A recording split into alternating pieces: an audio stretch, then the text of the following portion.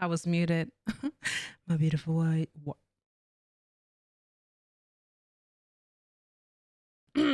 So, video reaction. So, I don't know what to. I did here. I'm joking. So, I saw this video just pop up because Sunny V2, like I said, makes good videos. But I saw this and I was like, who's that? I don't know who that is. Who he's talking about in the video. The video is called The Sad Life of YouTube's Most Cancelled Creator. I'm like, wait a minute. Who are you? let me just check that out because a bit just curious. Here I am with my mic. Let's, check that out and see what's going on. What's popping? Jackeshi was on track to become the next big Minecraft YouTuber until he was cancelled over 40 times in less than 7 days. Who was Jackeshi, what did he do, and how has his life been impacted as a result of these actions? Let's begin by looking at an early video posted to his Twitter, during which Jackeshi would give a quick overview of who he was. Hello, my name is Jackeshi Demetrius. I'm a 22-year-old Minecraft and just chatting streamer, and I've been streaming for like 7 years. And my favorite part about streaming is the fact that I get to meet awesome people and make amazing friends. There were definitely some elements of weird in this introductory video, such as him calling himself a cat boy. It's time for my lore. I'm a cat boy. While showing his cat ear collection before stating this. I can meow if you want. But for the most part, this video was fairly innocent, with his solid reputation being summarized by the countless positive replies. In other Twitter threads, Jackeshi was described as not only one of the best people I know, but also one of the best and most hardworking CCs I know, helping Jackeshi to get noticed by Dream, who randomly raided Jackeshi's Twitch channel. Wait, what? What? What? Huh? Hello? What? There's no way. Wait, yo, what the what? Welcome everybody. What the? Okay. Hello and welcome to the stream, everybody. What? I'm trying not to cry. Thank you guys so much. You love my nails. Thank you. Thank you for all the gifteds. Thank you for all the biddies. Oh, the follows. where does it go Dream. left? Yes, actually Dream. Before Dream would double down on the kind gesture by donating $2,000 to him. Dream, there's no freaking way. A $2,000 donate. Dream. What the heck? I will cry too, nigga. Thank you so much. What? According to a former friend by the name of Pocket, Jackeshi was an extremely hard worker and therefore deserved the recognition. Jackeshi was somebody who always worked hard, you know? He never gave up. He kept things pushing when his support wasn't there. And this is just well-deserved, man. I'm just super happy for you. So congratulations, Jackeshi. And to the credit of Jackeshi, he was extremely grateful for the shout-out, posting on Twitter, "Invest in Jackeshi stonks right now. Thank you, Dream was taken. You and your community are amazing."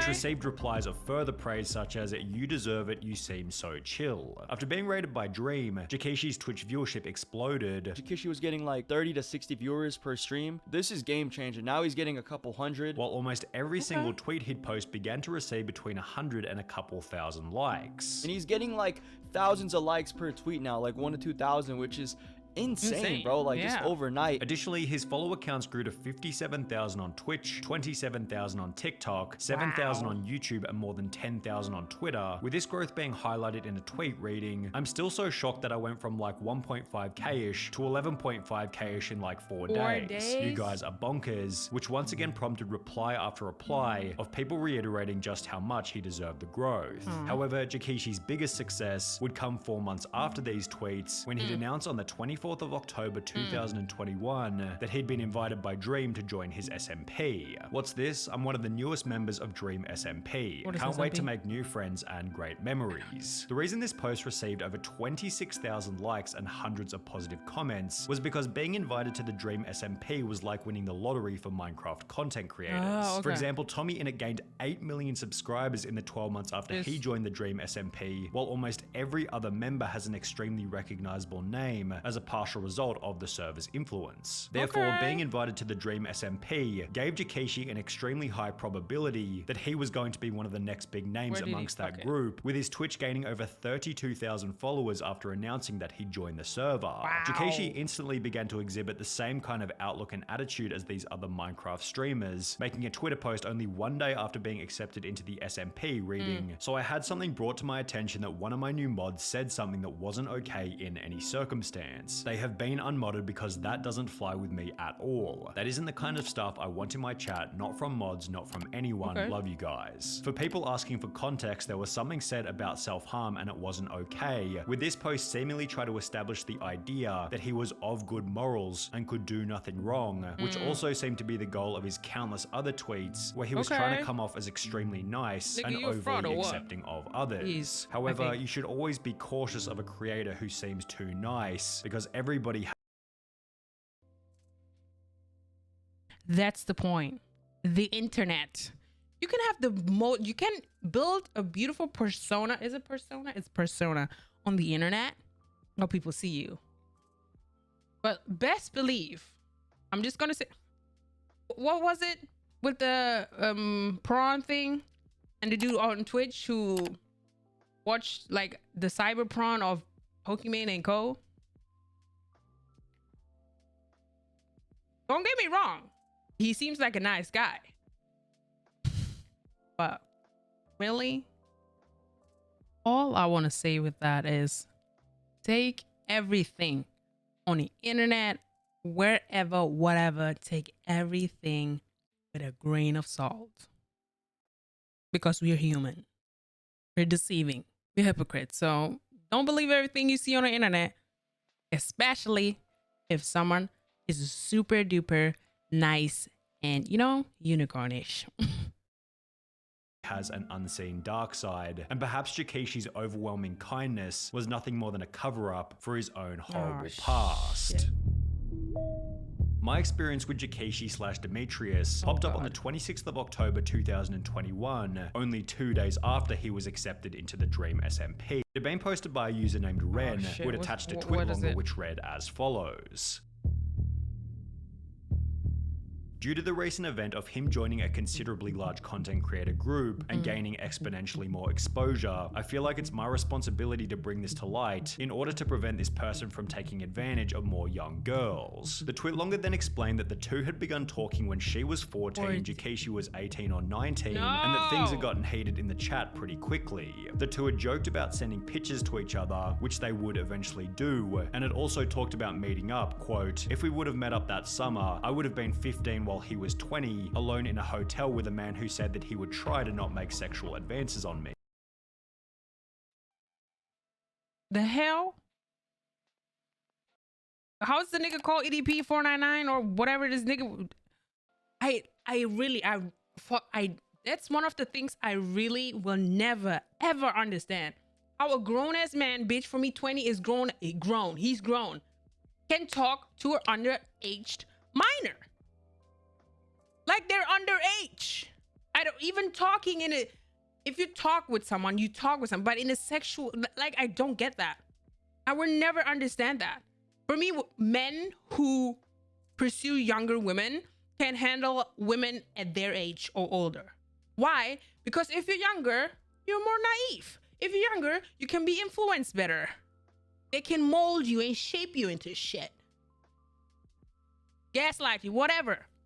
I don't understand, and it's pissing me off. Because you're taking advantage of a child. 15-year-old is a child, bitch. The hell? The post concluded by stating, "I can no longer ignore it, as his audience of young and impressionable girls is growing by the second. I blocked him on Snapchat, Twitter, and Instagram several months ago after we eventually grew apart, and have not spoken to him since. I also know that I was not the only underage girl that he was sexual with." Ren had all of the screenshots to match, and with the expose receiving over 50,000 likes, it was only going to be so long until Dream realized what was going on. He would take to his private Twitter in a post reading, "Remove Demetrius from the SMP for gross accusations that he also confirmed privately were accurate. No questions, no toleration. Disgusted and incredibly disappointed. Will never let things like this stop me from trying to uplift members of the community and smaller content creators. It's part of what makes our community great. So stick together, be there for people who need it, and always be safe online." However, Jakeshi being removed from the Dream SMP was really only the beginning of his problems. On the original expose, a user by the name of Mackerel had replied by stating, "My my friend had a bad experience with him too, indicating that Jakishi may have been a repeat offender. Well, over the next 24 hours, 18 different people came forward explaining that they had had a similar experience. We talked on Discord and it started out innocent until he suggested that we add each other on Snap. He'd bring up my age pretty often and always ask me if I'd never tell anyone because he doesn't want to get exposed like he is right now. Like this was his biggest fear. He brought it up so often that I don't know how I missed the fact that he had other victims. If you're scared about something get exposed, no, that's wrong. Don't let me start like this. He knows and he knew it was wrong and kept going. If you're on the internet, shit will come to light. I don't care how long it would take. People will find shit about you if you've done bad stuff. Why am I saying stuff? Shit. Like the question, oh, please don't tell nobody. And if a guy, not guy, but Snap. And who the fuck still uses Snapchat? Sorry, that's not funny. Listen, in situations like that, I'm awkward. I'm start laughing too, you know? But it's like, I don't understand the fact. He said that multiple times. 18 people came out. You know it's wrong because you're scared to get exposed, bitch. Like, I don't get it. The funny thing is that after I turned 18, he never interacted with me in a sexual way again. And you want to tell me that's not, I don't want to say it. Like pedophilia? That's not pedophilia? Listen, YouTube is a little, you know, but he likes underage girls. He likes them. Fuck. I was a young minor, 12 to 14, not saying specific age. I told him I wasn't comfortable with those jokes and how he needed to stop. He never stopped. He continued. I didn't want to completely cut connections with him because I trusted him. He was my best friend and I didn't want to lose the person I enjoyed talking to. We were 11/12. We lied about our age and said I was 13. We were on a Discord server with Jakishi. We ended up DMing each other because of a mutual friend and became pretty good friends. At first he seemed nice and we had a pretty normal relationship, but about a month or so in, it became very weird. He would ask to call us constantly even when I said no, and make NSFW jokes to us even when we said we were uncomfortable. By the following day, the count of allegations had reached 30, and by the end of the week, approximately 41 people had come forward, all of which citing a very similar experience. Jakishi's bizarre post from earlier, requesting that his fans apply to be his children, had suddenly aged incredibly. Oh my God, disgusting. That's just disgusting, bro. Poorly. I'm physically right now. Do you know the feeling when you get sick? Like my body is tingling. I got goosebumps.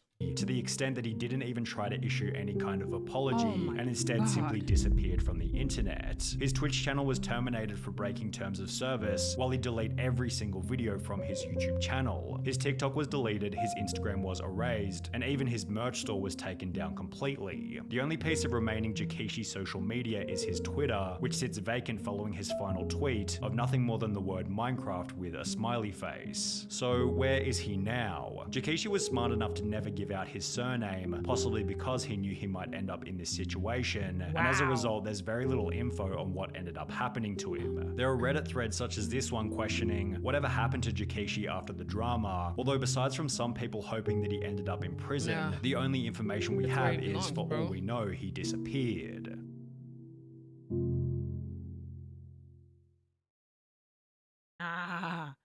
Shit like this doesn't sit right. Nah. I have no words for this. It's just nah. Just nah. It's like, no. It's just, no. It's just sick. My question is it a sickness? Like actually sickness? Or it's just disgusting, bro. I hope he goes to jail because there's enough evidence for that shit, bruh. Hell no, nigga.